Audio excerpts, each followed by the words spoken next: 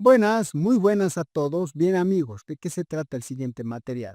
Es la prueba de hipótesis de la diferencia de medias. Bien, aquí extraemos una muestra aleatoria de tamaño 120, pero con datos atípicos. Y extraemos otra muestra aleatoria de tamaño 100, sin datos atípicos. Bien, ¿qué queremos probar? Si sus promedios son iguales. Pero hay un problema, pues, ¿no? Para utilizar la prueba T de Student, es decir, la prueba paramétrica, hay ciertos supuestos que debe satisfacer, porque de otra forma su aplicación no sería correcta. Aquí hay datos atípicos, por lo tanto, la prueba de normalidad, la prueba formal, no va a cumplir, por lo tanto, no se puede aplicar la T de Student. Aquí no habría problemas, ¿no? Entonces, este histograma marca justamente el histograma cuando sin datos atípicos. En cambio, acá es con datos atípicos. Entonces, esto no sería correcto. En su lugar, podemos optar la prueba no paramétrica de Wilcoxon. Esto es correcto en la medida en que no necesita supuestos rígidos, aunque sabemos por teoría que su potencia es menos, ¿no?, que la paramétrica. Ahora tenemos una opción, ¿no?, interesante, la prueba de demuestreo bootstrap, ¿no? Cuando no se, o sea, las pruebas, las condiciones que debe existir para las pruebas paramétricas se vulnera, pues, ¿no?, la normalidad. Entonces ahí sería interesante tener la prueba de demuestreo bootstrap. Bien, vamos a la simulación. Bien, aquí podemos observar, amigos, ¿no?, que hay efectivamente hay la presencia de datos atípicos. Entonces, esto igual nosotros evaluamos, pero simplemente por formalidad. No es correcto aplicar la T de Student, ¿no?, porque no va a cumplir pues la prueba de las pruebas formales de normalidad. En su lugar podríamos optar por la nueva prueba no paramétrica de Wilcoxon, pero cuando la muestra es grande ya no es bueno, ¿no?, la prueba de las pruebas no paramétricas de Wilcoxon. Entonces podemos optar por la prueba de demuestreo bootstrap. Ahí es una opción interesante, ¿no?, la prueba de demuestreo bootstrap.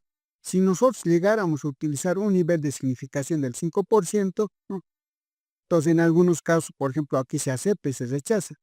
Si aquí tenemos, por ejemplo, si este valor, el p-value es menor que 0.05, entonces hay evidencia estadística para rechazar la hipótesis nula. En otro caso, ¿qué pasa si es mayor, ¿no?, a mayor a 0.05, como ocurre aquí con 0.252?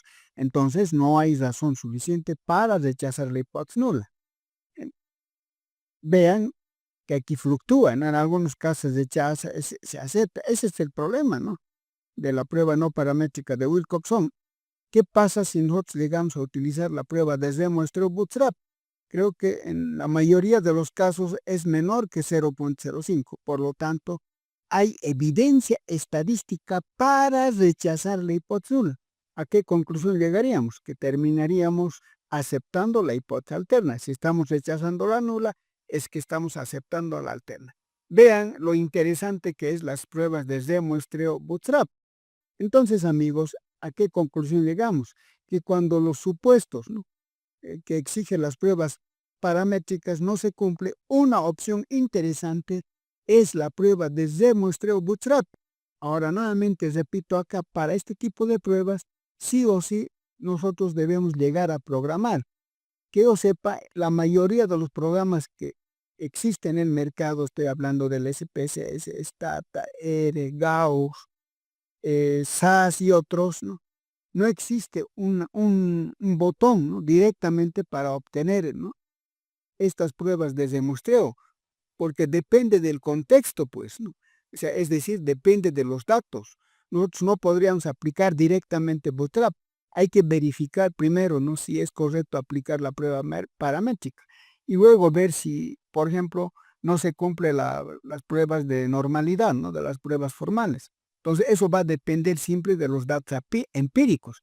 En este caso, yo me he generado una simulación para la explicación nada más.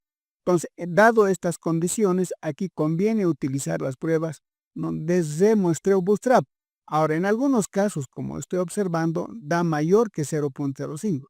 Entonces, eso se remedia simplemente aumentándole el número de réplicas. Yo hice con 2000, puede que eso sea insuficiente.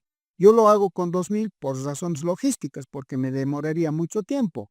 Pero en el momento de la verdad tendría que utilizar 5000, 10.000, 20.000 réplicas. Entonces ahí el problema va a converger esto a un balón, ¿no? Por la ley de los grandes números, ¿no? O por el teorema central del número. Bueno, esa es otra teoría, pero esto va a converger. Por lo tanto, en este caso llegaríamos rechazando la hipótesis nula. ¿A qué conclusión llegaríamos? Que efectivamente los promedios en ambas poblaciones son diferentes. Bien amigos, como siempre, muchísimas gracias por su atención.